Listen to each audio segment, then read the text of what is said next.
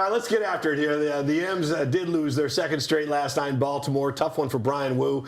Gave up career-high 6 runs in 1 inning. The Orioles got him for 6 in the third. Woo gave up 7 runs in all in a 7-5 loss. Bill, he's just a different pitcher on the road. You know, it's really hard to say that it's road and home. Of course, pitching at home, this ballpark at T-Mobile is a great place to pitch. Especially a fastball pitcher, you got all that room up the middle of the field. The ball doesn't carry, so you get a lot of fly ball outs. And those fly balls, as you watched last night in Camden Yards, they go out of the ballpark. But you know, I think it's little things that are, you know, he has a tendency to struggle, and innings get away from him. He gets big multiple runs giving up in 1 inning out of nowhere. So he needs to be able to slow it down and figure out what it is that he needs to do to get himself back on track or to be able to get a ground ball.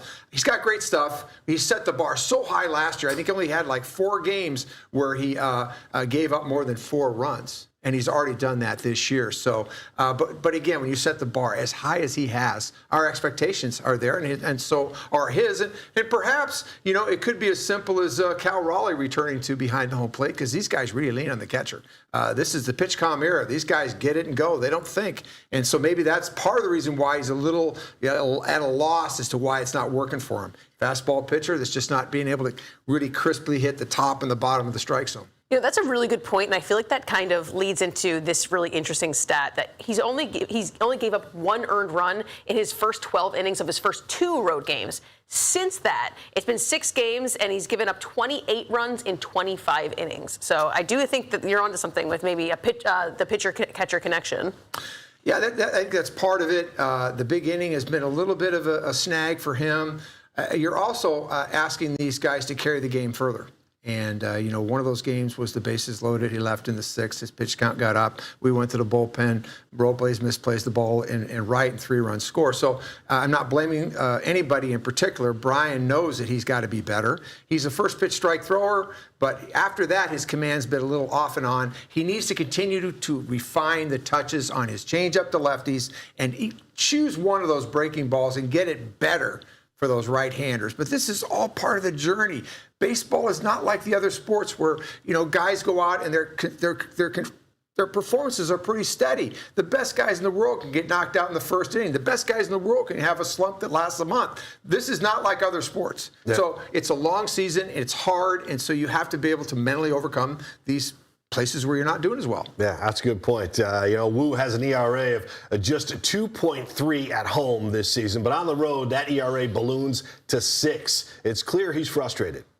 I'm getting pretty tired of trying to come up with reasons or, you know, excuses or superlatives.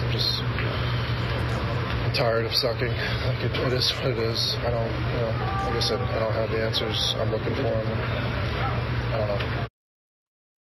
All right, let's move ahead now. We talked about the pitching and some things we want to touch on. In the next segment, we'll take a deeper dive into the rotation, the bullpen, who's coming and going. But one of the looming questions around this Mariners team, you guys, is the return of Cal Raleigh and what to do with the catchers, you know, when Raleigh returns. He's been rehabbing, of course, from the oblique injury, and Cal has been tearing it up. 2 home runs, including a grand slam in Wednesday's game, and yesterday, a 3-run homer in a 9-5 win over Albuquerque. It looks like Cal will return next week for the homestand, but when he does, you would assume one of the current catchers, Mitch Garver or Johnny Pereda, has to move. Pereda has 1 option left, so the M's could send him to Tacoma one more time, Bill. And you look at that, and you've talked about Cal already and how important he is on both sides of that plate. You know, Pereda seems like the obvious move. There's probably no way this team carries 3 catchers. No, it probably doesn't go that direction. And just judging on their investment with Garver, now they're not paying him a lot of money, but he is kind of part of the fabric of the team. He's closer to the pitching staff. He's probably got a better handle on the pitching staff, whereas Pereda still has a little bit of work to do, in my opinion. He's had much better numbers offensively, a batting average, on base, slugging. But he needs to play.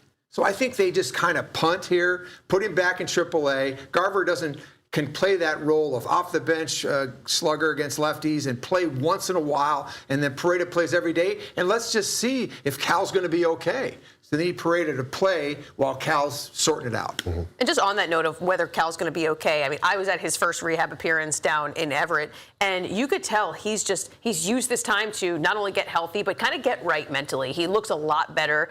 obviously we're talking about playing against a single A team, playing against AAA teams, but just the way that he was approaching, he just seemed like he was in a better state than he was at the beginning of this season. Yeah, no rush to get back either. With they don't want, because the oblique injury is one of those things where Cal never wants to come out of the lineup, and I kind of felt like way back when this first started that he was fighting it and he wanted to stay in there and keep playing.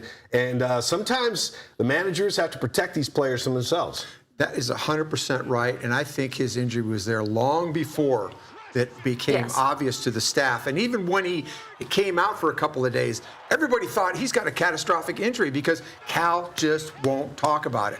Cal won't give in to an injury. He just won't. That's just not how he's wired. So someone has to intervene, like you said, on his behalf, because it became clear that he just wasn't right. The numbers weren't there, and I think it was there for a long time going back. I totally agree. I think it could have been there from all the way back at the WBC because he just did not look like himself this entire offseason into the beginning of the season. I mean, and we're only talking about a few months in between the playoffs last year and when we saw him in the WBC. Yeah, that's a great point because he really, really struggled in WBC, and then no one saw that coming or expected it.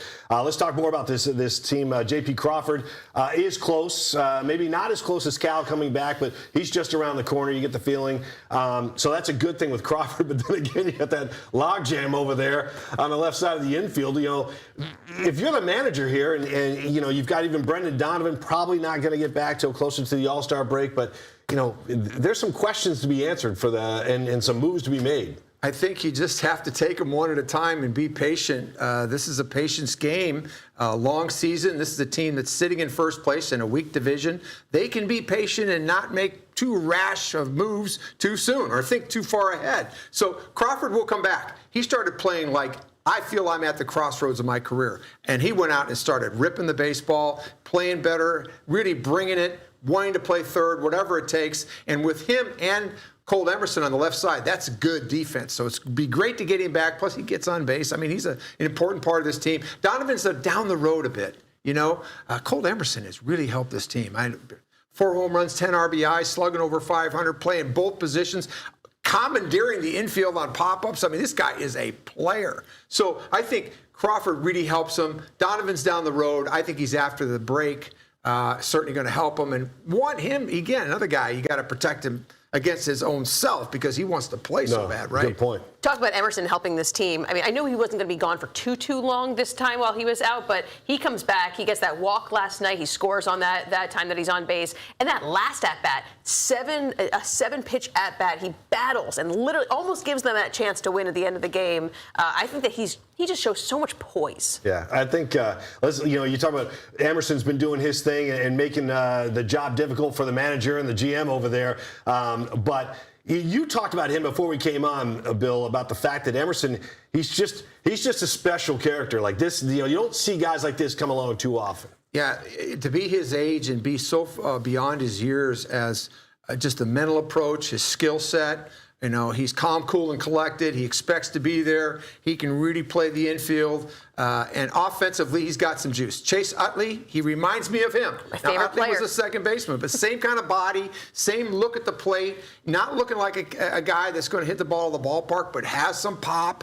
And he can spray the baseball around. And you talk about long at bats. Mm-hmm. This guy's going to be a long tenured player here. He's going to be an all-star caliber player for this club, and he's comfortable in his own skin. This is what he expects himself to be doing. All right, Chase Utley, you chimed in there. Let's go. Give us a little background. I know he's my favorite. You're like Chase Utley. I'm like, oh, he could only imagine to be like Chase Utley. I love him. Yeah, yes. Philadelphia roots. Tell us a little bit why Chase Utley for you. Why Chase Utley? Well, they called him a dirtbag, and I think that's the best compliment you can give an infielder, calling them a dirtbag. Just really getting down, getting dirty, and always just making the plays where it needs to be. Plus, he was just a fan favorite. He was such a good guy. We loved him in Philly. So Colt, follow that. There you go. No one's going to call Randy Arozarena a dirtbag. That's it for sure. Not to his face. First half MVP for the Mariners. Leads the team with a .290 batting average, and his on-base percentage is .377. Man, I know he's in a contract year, and you love to see these guys perform when they have a contract up, and he's going to get paid well after this season as he becomes an unrestricted free agent. But I'm sure you've seen over the years, Bill, guys that go into their contract year, and they just somehow tear it up even more. Well, I think he is feeling like I've been not respected and not appreciated. So he's going to show you, and he's showing you right now. The difference with Randy is he's willing to hit the ball to right field, and he is a complete hitter right now.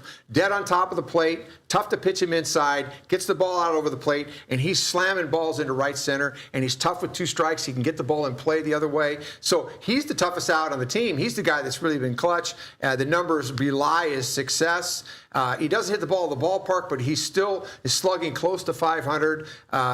Yeah, he's the middle of the order right now with Cal out. I mean, he's having a better, in my opinion, a better half than Rodriguez. Not that Rodriguez isn't going to have a tremendous season and isn't an unbelievable player, but Arozarena has really stepped up when they really needed him to. Yeah, and I think the best case scenario when Brendan Donovan is healthy again is put Arozarena on as the DH. Put Brendan Donovan in the outfield. You know he can play everywhere because Randy is such a beast at the plate, but he's just really kind of sometimes a defensive liability. That's interesting. But the thing you're going to have to get over with Randy is Randy's a free agent, and Randy wants to play as a position player because that's going to enhance his value in the market. So, and he's a little mercurial, hard to read. You don't want him to get upset, but part of it's how are we going to get there as a team? That's why everybody has to understand this is a World Series caliber team. I have to be able to understand what my role is. And I think they'll musical chairs. Yeah. That's your answer. You're going to move guys around. Donovan may be in the infield, in the outfield. Arozarena may DH, but he'll also be in left field because you got to kind of keep everybody going. Yeah, well, he's hitting 290 on this team to lead the team, and it's been fun to watch so far in this first half.